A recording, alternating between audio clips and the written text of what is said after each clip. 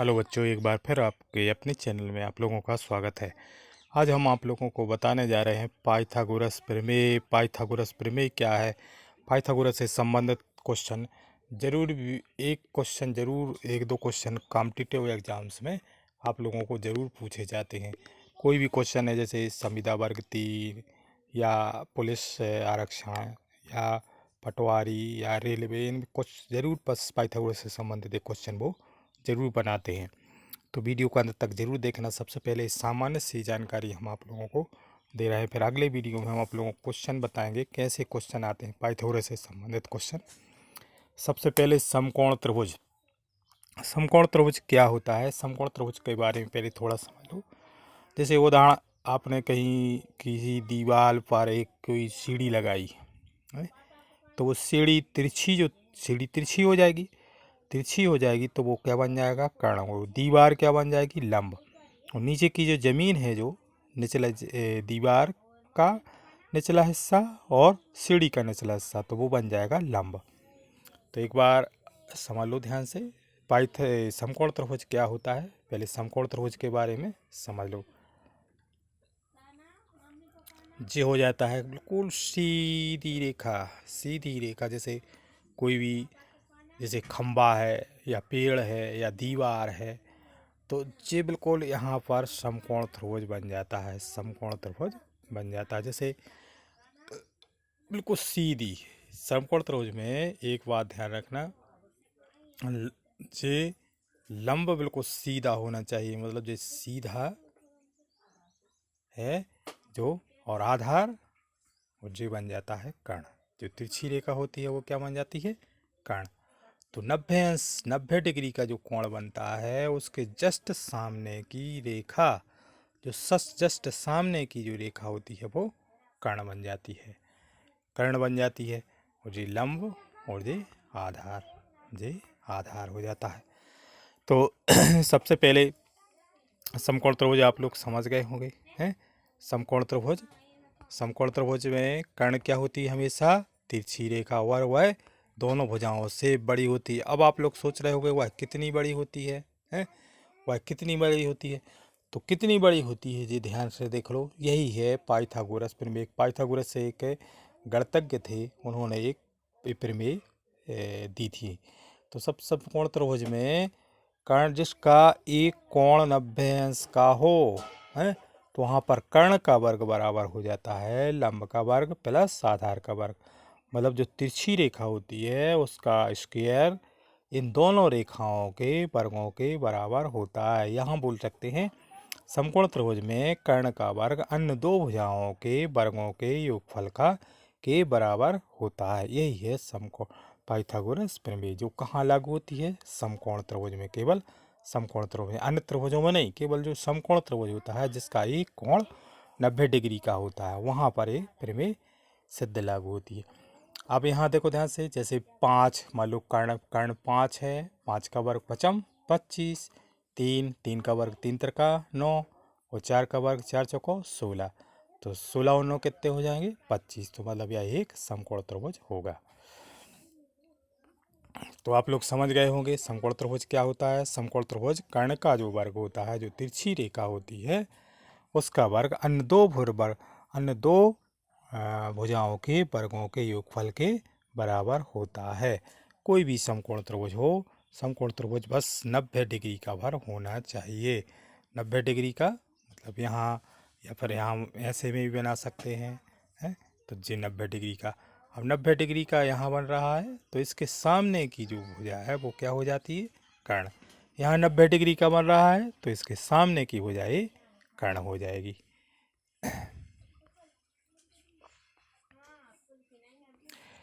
तो आप लोग समझ गए होंगे कर्ण क्या होता है। कर्ण हमेशा दोनों भुजाओं से बड़ी होती है, और वह कितनी बड़ी होती है, दोनों के वर्गों के योगफल के बराबर, उस कर्ण के वर्ग के बराबर होता है। तो ये है समकोण त्रिभुज। समकोण त्रिभुज से संबंधित कुछ सूत्र बन जाते हैं। समकोण त्रिभुज से संबंधित सूत्र देखो, यदि हमें कहीं कर्ण निकालना है, कर्ण मतलब तिरछी रेखा निकालनी है, तो कर्ण का लंब का वर्ग प्लस आधार का वर्ग हो जाता है। और यदि लंब निकालना है, हमें लंब निकालना है, तो कर्ण का वर्ग माइनस आधार का वर्ग हो जाता है। और यदि हमें आधार निकालना है तो कर्ण का वर्ग माइनस लंब का वर्ग हो जाता है और रूट निकाल लेते हैं उनको, उसका जो जो रूट निकाल लेते हैं, अंडर रूट। बोल तो बस ध्यान रखना है तीनों सूत्र। कभी देखो क्वेश्चन में कभी लंब हमें निकालना पड़ता है, कभी कर्ण निकालना पड़ता है, कभी आधार निकालना पड़ता है। क्वेश्चन में जरूरी नहीं है कि कर्ण ही, हाल कभी लंब भी निकालना है, कभी आधार भी निकालना है। तो कर्ण हमें निकालना है तो सीधा सीधा दोनों को वर्गों को जोड़ के और रूट निकाल दो।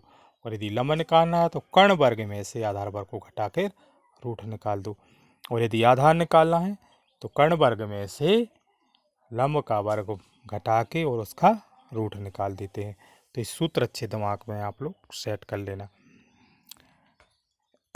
जैसे 13, जैसे कोई भी एक ये समकोण त्रिभुज की 3 भुजाएं हैं, एक है 13 है, एक है 12 है और एक 13 है। तो बड़ी रेखा, जो बड़ी रेखा होगी वह कर्ण होगी। तो हम देखें यार समकोण त्रिभुज है या नहीं है। तो समकोण त्रिभुज देखें इसको कि है या नहीं। तो 13 का वर्ग निकालो। 13 गुणित 13 कितने होते हैं? 13 का 13 में गुणा करते हैं 169, 169। और 12 का वर्ग कितना होता है? 12 12 144। और 5 का वर्ग कितना होता है? 5 25। तो इन दोनों को जोड़ के देख लो, 25 और 144 कितने हो जाएंगे? 169 आ रहा है। मतलब अतः यह एक समकोण त्रिभुज है।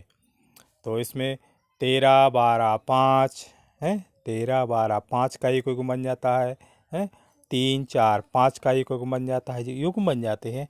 अगर बड़ी भुजा के वर्ग है ना, जो दोनों भुजाओं के वर्ग के बराबर निकल रहा है तो समझ जाओ कि वह एक समकोण त्रिभुज है। अब समकोण त्रिभुज कहीं जैसे शंकु होता है तो शंकु में भी समकोण त्रिभुज बन जाता है। शंकु में कैसे बन जाता है? देखो,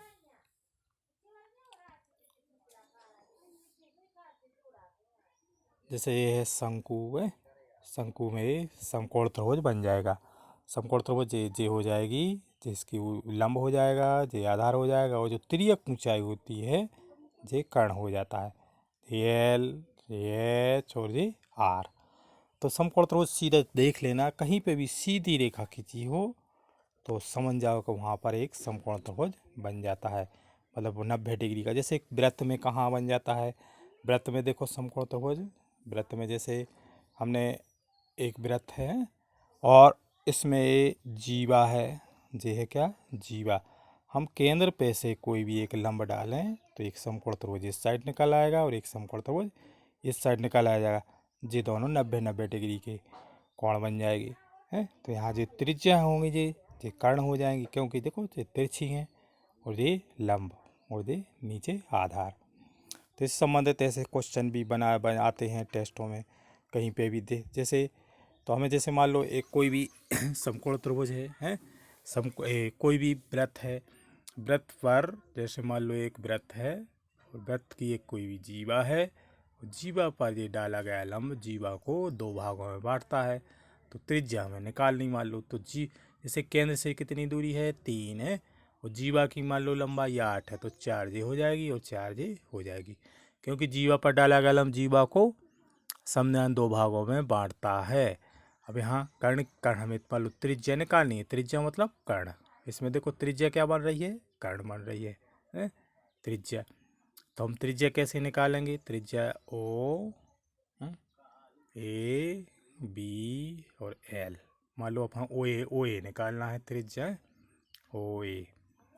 तो 3 का वर्ग 3 त्रिका 9, और 4 का वर्ग 4 चौको 16, 16 और 9 कितने हो जाएंगे? 25। 25 का रूट कितना होता है? 5। तो त्रिज्या कितनी आ जाएगी? 5 आ जाएगी। त्रिज्या 5 सेंटीमीटर निकल आएगी। तो अब आप लोग समझ गए होंगे समकोण त्रिभुज क्या होता है। और समकोण त्रिभुज से संबंधित क्वेश्चन जरूर कॉम्पिटिटिव एग्जाम्स में पूछे जाते हैं। तो समकोण त्रिभुज, सबसे पहले समकोण त्रिभुज के बारे में समझ, जिसका एक कोण 90 अंश का हो, 90 अंश का हो, उसके सामने की जस्ट जो सामने की भुजा होती है वो कर्ण होती है। जो 90 अंश का कोण बन रहा है उसके ठीक सामने की भुजा, जो ठीक सामने की भुजा होती है वह क्या होती है? कर्ण होती है। तो समकोण त्रिभुज मतलब 90 डिग्री का, 90 डिग्री का, जैसे 90 डिग्री में जब 90 डिग्री का बनाते हैं तो बिल्कुल सीधी लाइन खिंचती है बिल्कुल सीधी लाइन। है। अब ऐसा नहीं कि अब जैसे मान लो ये है तो ये समकोण त्रिभुज नहीं है, दिख ही रहा है कि 90 डिग्री का है ही नहीं है, इनमें से कोई भी कोण 90 डिग्री का नहीं है। तो 90 डिग्री का होने के लिए कोई भी एक, जरूरी नहीं है कि बी, कोई भी कोण एक 90 डिग्री का होना चाहिए। तो जो 90 डिग्री का होता है उसके सामने की जो भुजा होती है वह कर्ण हो जाती है। तो कर्ण का वर्ग बराबर होता है लंब का वर्ग धन आधार का वर्ग। मतलब कर्ण वाली भुजा के वर्ग को हम जोड़ते हैं तो दोनों भुजाओं के वर्गों के योगफल के बराबर आ जाती है। जैसे यहाँ 5 का वर्ग, 5 5 का दुनिया 5 बार पढ़ो, 5 25, 3 त्रिका 9 और 4 चौको 16, 4 चौको 16, 16 और 9 कितने हो जाएंगे 25। तो यह एक समकोण त्रिभुज हो जाएगा, समकोण त्रिभुज। अब सबसे मेन यहाँ पर जो फार्मूला आप लोगों को तीनों, यदि हमें कर्ण निकालना तो लंब वर्ग और आधार वर्ग को दोनों को जोड़ देंगे और रूट निकाल देंगे, हैं। जैसे मान लो हमें कर्ण निकालना तो दोनों वर्गों को, लंब का वर्ग और आधार वर्ग को दोनों को जोड़ देंगे। और यदि हमें लंब निकालना है तो कर्ण, जैसे कर्ण मान लो अपना 5 है तो 5 का वर्ग माइनस आधार 4 है, तो 4 का वर्ग को जोड़ दो, पचम ये घटा दो, 25 में से 16 को घटा दो तो कितनी बचेंगी 9, 9 का रूट कितना होता है 3। तो फिर यहाँ पर लंब निकल आएगा 3 है, लंब कितना निकल आएगा 3। यदि हमें आधार निकालना है तो 5 का वर्ग में से 3 का वर्ग घटा दो, पचम 25, 25 में से 9 घटा दो 16, 16 का रूट कितना होता है 4 आ गया। तो अब आप लोग समझ गए होंगे समकोण त्रिभुज क्या होता है और पाइथागोरस प्रमेय क्या होती है। तो ये तीनों सूत्र जरूर आप लोग अच्छे से और ध्यान से अपने दिमाग में सेट कर लेना। तो यदि वीडियो अच्छा लगा हो तो वीडियो को लाइक और शेयर ज़रूर करना, और जो बच्चा चैनल पर नए हैं वो चैनल को सब्सक्राइब ज़रूर कर देना, ताकि आप लोगों को हम मैथ है, इंग्लिश है, जनरल नॉलेज है, ये आप लोगों को वीडियो जल्दी से जल्दी प्राप्त हो सके।